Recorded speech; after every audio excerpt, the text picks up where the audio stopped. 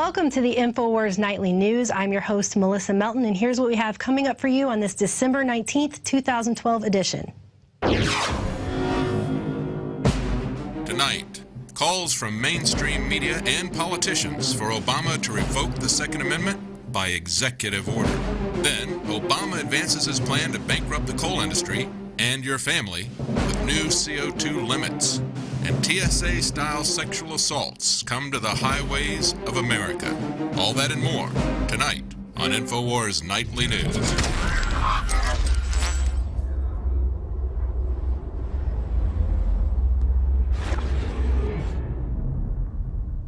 Our top story tonight should distress some of you, even if you saw it coming as it did me. Reuters has now openly called for Obama to act as a dictator and ban our guns. In a story they published earlier this week, actually entitled, "Even Without Congress, Obama Could Act to Restrict Guns." That's actually what they titled the story. And they go on with a subheading that begins, "Unburdened by re-election worries and empowered by law to act without Congress, U.S. President Barack Obama could take action." What American law empowers him to act like a dictator? I'm not really sure what that is. But according to this story, it is now official. America is under an admitted dictatorship.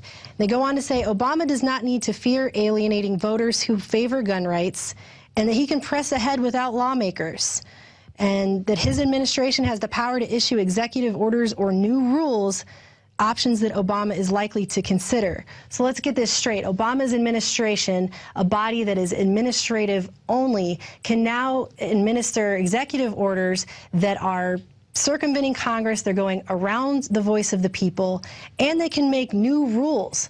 I'm not really sure where new rules is actually mentioned in the Constitution, but apparently, according to Reuters, it's in there somewhere. They also go on to discuss the fact that Obama's U.S. Justice Department appointees have been busy studying ideas for gun control ever since the Gabrielle Giffords shooting. And basically, the bottom line on this is the Second Amendment is pretty clear on this point. It says, a well-regulated militia being necessary to the security of a free state, the right of the people to keep and bear arms shall not be infringed. Shall not be infringed, period. The whole point of the Second Amendment was to protect us from a total takeover of a tyrannical government, which is the exact kind of tyrannical government that we're seeing do this right now.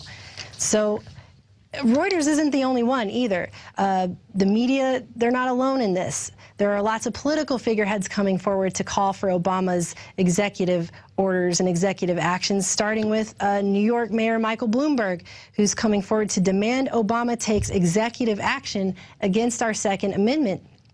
And he actually went on Meet the Press and said, quote, "It's time for the president, I think, to stand up and lead and tell this country what we should do, not go to Congress and say, what do you guys want to do?"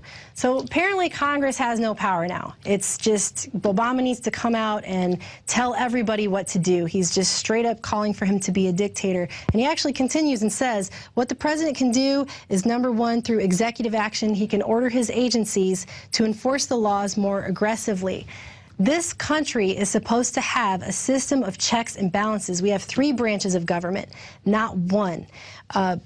This is not an executive branch with a dictator sitting on a throne at the top that just rains down rule over everyone, and then a bunch of other random people that don't matter. It's supposed to be a balance of power between three branches of government. So this is outrageous, actually.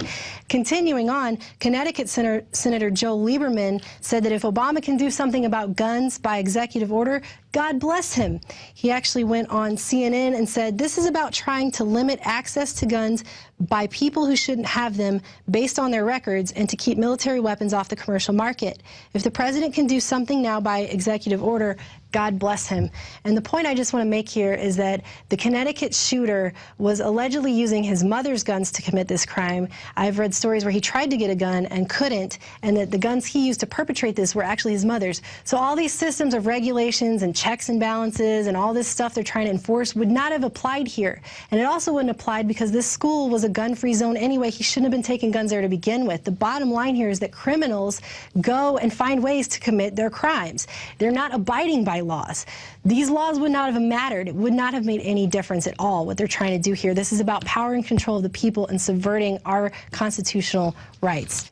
So this isn't about making anybody safe. This is actually about them trying to take away our rights. All these people calling for him to be a dictator, and that's what it's about.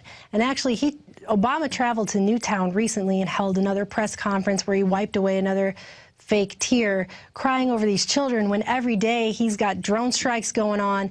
They've killed now upwards of 200 children in Pakistan alone, and we don't see him crying any tears for them. And we've actually put together a special report. We're going to air it right now.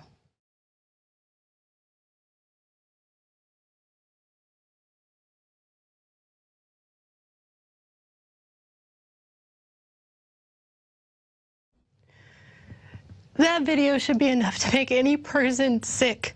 It's disgusting. It is disgusting that he gets up there and wipes away fake tears while he's openly killing other people's children. This video is titled Obama Orders Child Murders, and it's going to go out on one of our sub-channels. Please get it out to everybody you know, because this needs to be seen. This guy is a hypocrite, and it's disgusting. And it should make every one of you sick. He's sitting there talking about how society is going to be judged. We're going to be judged on allowing this to happen. This is horrible. Horrible. We're going to go to break. We'll be right back.